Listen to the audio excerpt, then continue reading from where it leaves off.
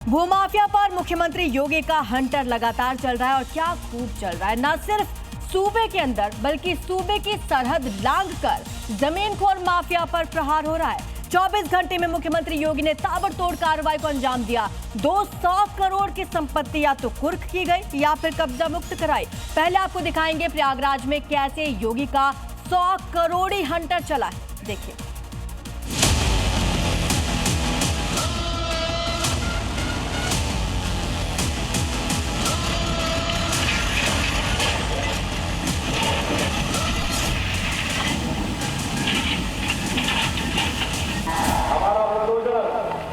बोलता नहीं है लेकिन माफियाओं की बोलती बंद कर देता।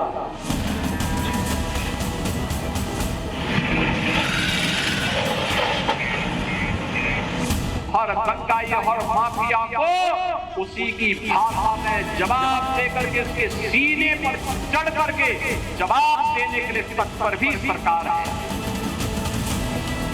सीएम योगी की कही इस बात को ये बुलडोजर अंजाम दे रहे हैं।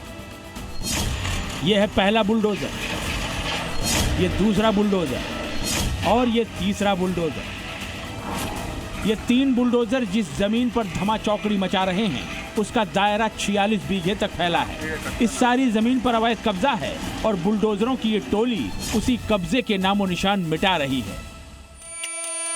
देखिए कैसे इस बुलडोजर ने वार करने से पहले 2 कदम पीछे लिए और फिर कब्जा कर बनाए गए कंक्रीट के गेट पर अपने पंजे से तगड़ा प्रहार कर दिया। देखिए दूसरा वार करने से पहले एक बार फिर बुलडोजर 2 कदम पीछे हटा और फिर पूरी ताकत से दूसरे अवैध पिलर पर टूट पड़ा।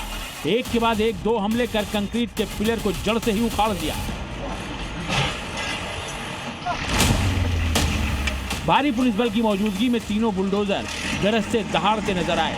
कुछ ही मिनटों में कब्जा की गई जमीन पर जो भी निर्माण हुआ था सब मलबा हो गया।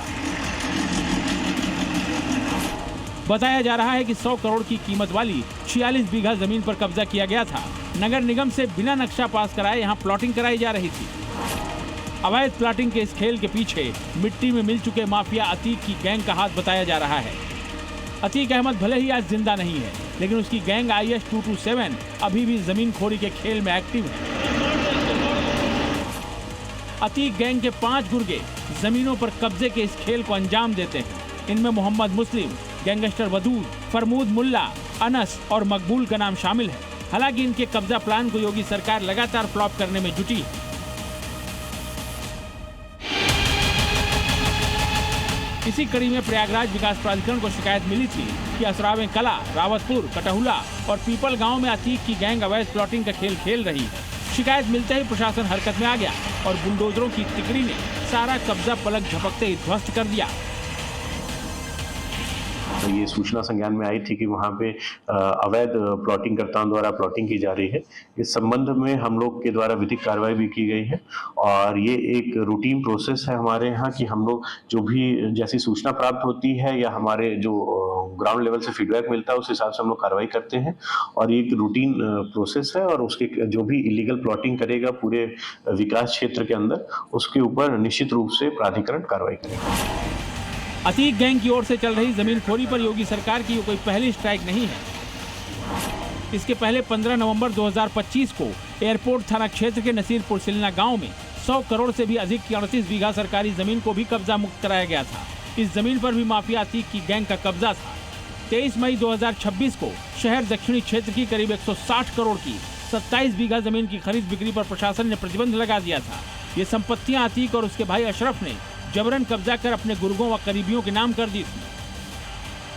सरकार अतीक गैंग के कब्जे से जमीनें मुक्त कर उन पर गरीबों के लिए घर बनवा रही है। पहले माफिया और गुंडे, पार्टी विशेष के गुंडे जबरन कब्जा करते थे गरीब की जमीन पर, व्यापारियों की प्रतिष्ठान पर। अब नहीं कर सकते। अब करेंगे तो उसे मालूम है कि बुलडोजर आएगा, संपत्ति को फिर से जब्त करवाएगा, अवैध कब्जे को तो हटाएगा ही हटाएगा, बाप दादों की अर्जित संपत्ति को भी एक कब्जे में लेकर के गरीब का मकान बना करके गरीब को वितरित कर देगा। अवैध कब्जे के खिलाफ योगी का हंटर कन्नौज जिले में भी चला। यहां पूर्व ब्लॉक प्रमुख नवाब सिंह यादव और उसके भाई गैंगस्टर नीलू यादव की 11 संपत्तियां कुर्क की गई।